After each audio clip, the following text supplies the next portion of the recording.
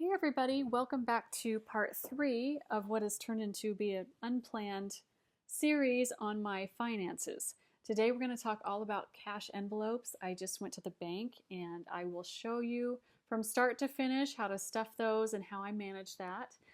As usual, I'm going to start with what I am coming from. These are just some examples of things that I used to use. This was a printable off of Pinterest where it's a Dave Ramsey quote on each envelope. I think there were 12 different ones with the, way to track your spending. So that was really nice. And then I had just a regular envelope template, and I made these out of scrapbook paper, just relating to the different categories that were in my budget. So that worked for a while. This is another one, the same kind of thing where you can track, and then this is more of an upright envelope to put your cash in. And then I went to these, which is great because they're a green to stick with the money theme. I just decorated these with letters and washi stickers. And then on the back, I had these really cute Eureka money stickers. And then these were just the denominations that would go in each one. So this particular budget was $25, so I had a 20 and a 5. And then I had just a list on each envelope of either needs or wants, just kind of a running list of things I needed to buy in that particular category.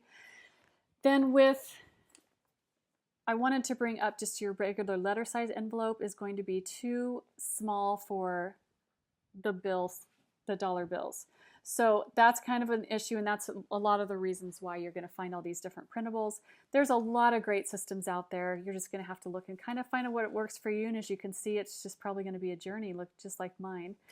These particular ones right here are just too long. They were not portable, really cute, but they just weren't great. And the reason let me open up my wallet. This is the wallet I'm coming from. This is just a Target Morona brand wallet. And I was using envelopes for a long time. The problem was this flap. Just when you're in line, it's just really kind of awkward to open up your flap and try and get your cash out. It's just really hard to do that. This wallet worked out really great for many, many moons for me. Of course, I had my cards here, my envelopes here. This was where I just threw in my coins, and then I had all my receipts here. So this was a really, really great wallet setup for me.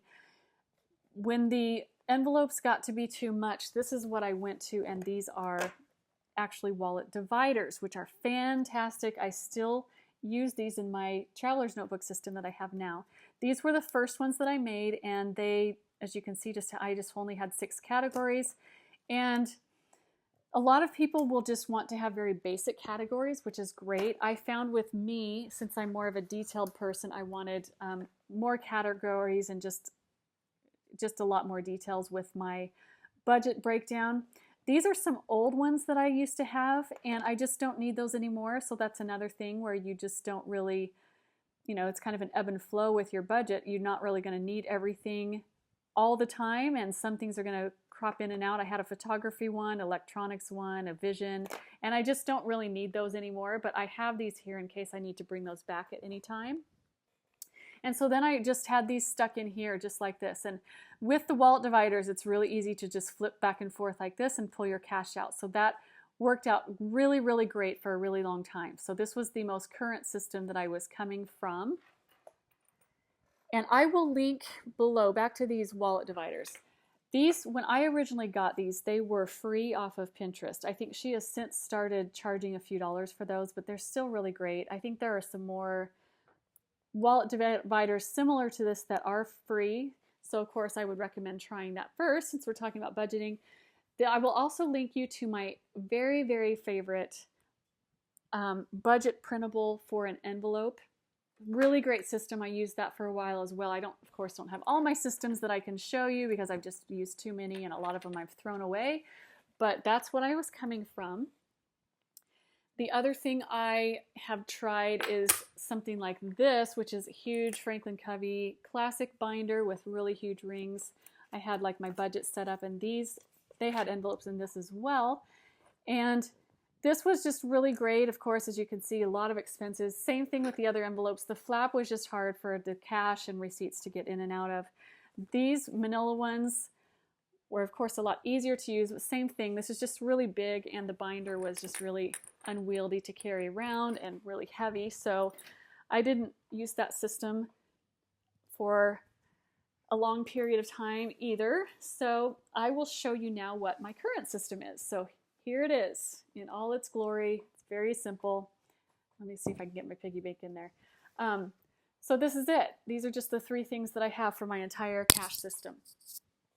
When I go to the store and buy something, I will throw my coins into just a purse pocket. And then as soon as I get home, or every day or few days or something, I'll just put it in my piggy bank. This is a chalkboard piggy bank I got at Target. It's really cute. It's small. So it does get heavy, but it's not as heavy as those huge ones get. So I like this size, and I was originally trying to keep track of the running total on the side because I was really anal back then. And it was just smudging and erasing, so that really didn't work out very well.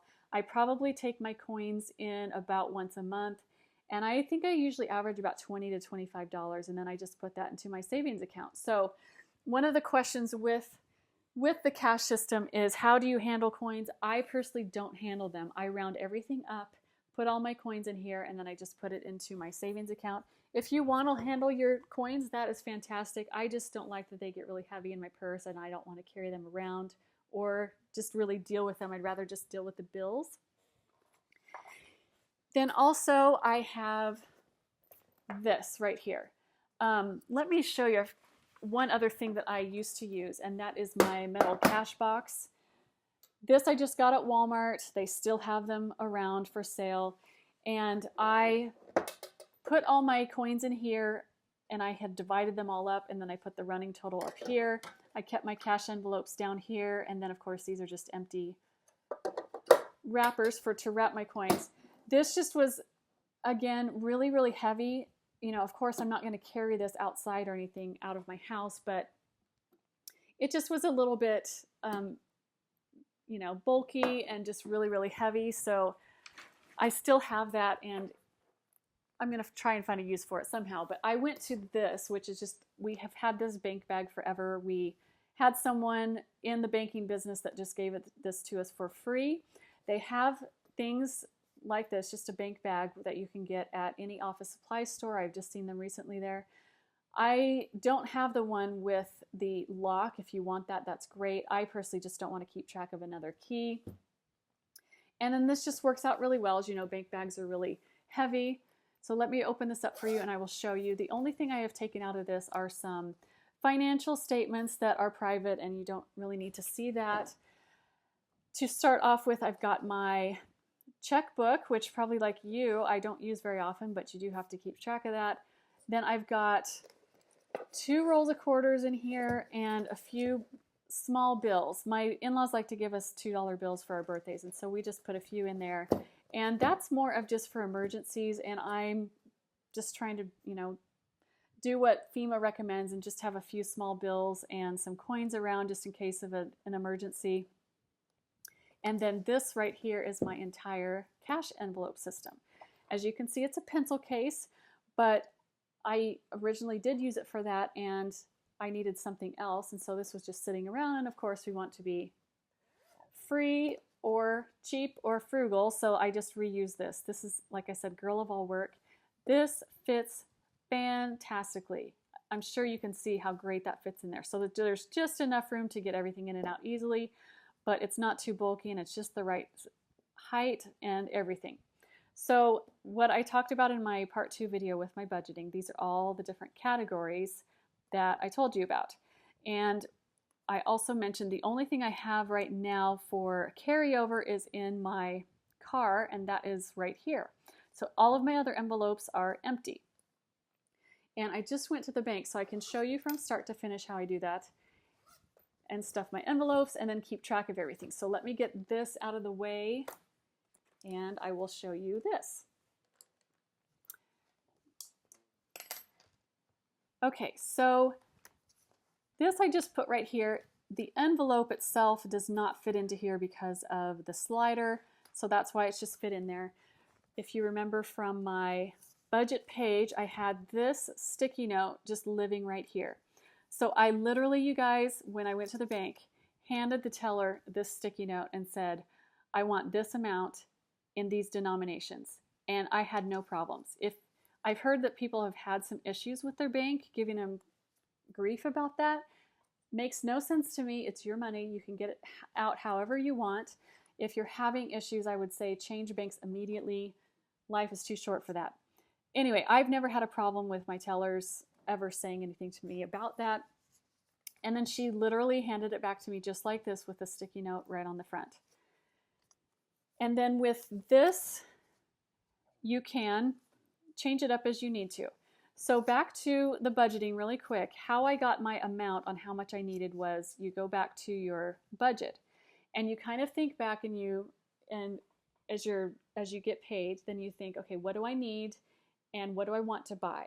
And how do I need to pay for that? So for instance, I do a lot of online shopping. So depending on the category, I may have part or all of my particular category needing to come out of my checking account because of course you can't pay cash on Amazon. So that's how I got this amount for this particular paycheck. So let me show you that really quickly. And I just have this divided up. So out of my checking is health, savings, personal, cruise, office, house, and car. And if you need any details, just go back and watch part 2. So that's checking. And for cash, I needed groceries, health, gifts, personal, office, house, clothes, marriage, pet, and garden. So if you were really paying attention, which is totally fine if you weren't, 4 out of those categories have money in the checking and the cash. So even between the categories, you can divide those up. So for instance, I knew for my house, I needed to buy some things on Amazon. And then the rest of it, I only needed $10 in cash. So it's the same exact amount, but it's just divided up between checking and cash depending on how you're going to pay for it. So I hope that makes sense. And then for each paycheck that you get, you're kind of just going to need to, like I said, just manage your money just for a few minutes and just kind of think about those kinds of things. And for the most part, it stays the same. It does, change just a little bit from paycheck to paycheck, but it just, like I said, with everything, it's just you got to manage it and keep it fluid. You're going to have to make some changes. So here is my cash that I just got out. Remember, this is not going to be my entire budget because I don't need everything in cash. So let's go ahead and start stuffing these. So 200 is the big one for groceries. 1, 2, 3, 4, 5, 6, 7, 8, 9, 10. So that's 200 for groceries. And that is right here. I know let's get rid of those ones. I need that for personal. And like most things, it's going to take a lot longer to talk about than to actually to do it. But this is just all I do. You just go and stuff each one.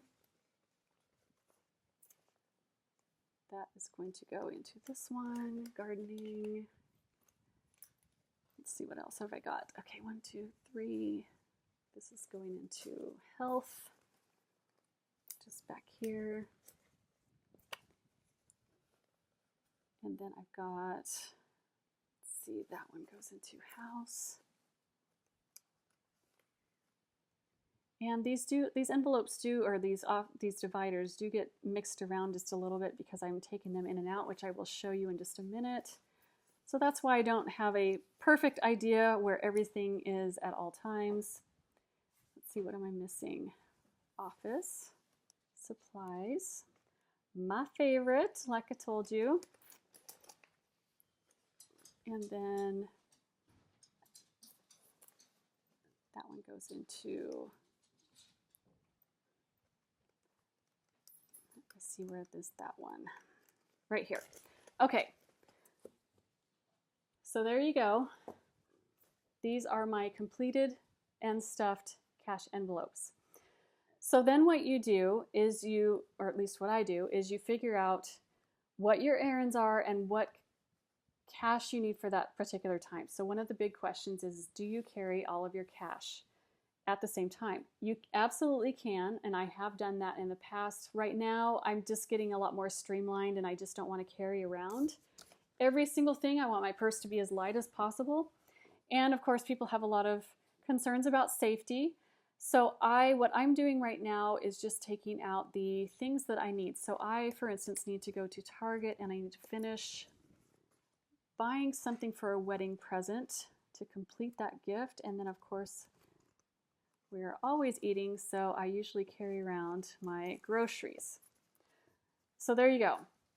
So I will carry right now groceries and gifts, and then the rest of this I will zip up and I will put back into here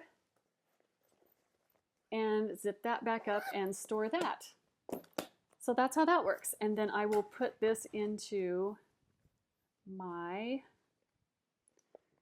zip pouch for my wallet system in my traveler's notebook. And then zip that up, and then I'm ready to go. So side note, I had a couple changes in my banking checking balance, so that's why there's a few more figures from the last time you saw it. And then I'm all ready to go shopping. So some of the questions that people have are, do I feel unsafe? I've never felt unsafe. I think for the most part, people don't carry cash like they used to. And if you think about it, do you think, oh, I bet that person's carrying around wads of cash? No, you don't think that. So I've never had a problem like that. If someone wants to rob me after I go grocery shopping and it's my last $13 in my grocery category, I'm just going to give it to you. It's not that big of a deal. Don't bother. So I've never had that problem. Like I said, I don't handle coins. So when I buy something, I will throw I'll just be honest. I'm in a hurry and I don't want to hold people up. So I will usually either put my bills and my receipt either here or here. And then when I get home, I'll put them in the respective pockets and back in the correct divider. And then that's how I deal with that. And then I have, like I said, I throw my coins into my purse pocket and then I'll put them into my piggy bank. So that's what I do with that. The great thing about the cash system is kind of the grandmother system, where once you have your category and you are done, if you've spent all the money in your category, like for instance over here, you're done spending. There's no, moving money back and forth between each divider. If you're doing that, you need to tweak some things. You need to go back and look at your budget because maybe something is, you need more money in one and less in another, something like that. I will say that I have taken out a 20 from a different category. So for instance, if I go to Target and I spend $23, I may have the exact $23 or $24 for that change. But what I have done is I've taken a 20 from a different category simply because I need some lower denominations for my categories. And so I'll take two 20s and then I can ask the cashier, hey, can you give me some 5s or can you give me some 1s? And I've never had a problem with them ever, with that request. I have actually done the opposite where I have bought something and given like $27 in 1s and it all spends the same. And usually the cashier is like, oh my goodness, thank you so much. I really need some 1s. So I've never had any problems with that kind of thing. Within your categories, it really doesn't matter what your denominations that you're carrying, just as long as you have the right amount that back here on your budget, as long as you have the right amount that's in your cash envelope, it doesn't matter how it is. When you get some higher denominations, if you want to take some 5s out of there and put a $5 bill out instead of 5 1s, do that. It's just all about figuring out what system and figuring out what works for you and that kind of thing. But this is really it's not rocket science here. It's just more of some experience and what's making things work for you. A lot of people will do their cash envelope type things online. There's a lot of great programs out there. That does not work for me. I have a really strong tactile brain to hand connection. So handling the cash, like Dave says, it sounds weird, but like the smell of the cash and just the way it feels really solidifies things in my brain and really helps me a lot better with my budgeting and to keep tracking of that. So the cash system itself really works well for me. You just don't get that connection with even your debit card. So that is the great thing about cash, is that you just have that connection with it, and once it's gone, and you stick to your budget more. So if you have any other questions about the cash envelope system, I'm trying to think if there's anything I've missed, and I'm sure that there is, but Let me know. I will be happy to, tell you what's worked for me and answer any questions that you have, but it's pretty simple. And like I said, it's worked really well for me for a very long time. I've probably been using cash for, I'm going to say, 15 years at least. So there you have it. I will talk to you in my next video. That will be on tracking expenses, handling receipts, and I have a rating system that I will explain to you as well. So once again, thank you for watching, and I will talk to you soon. Bye-bye.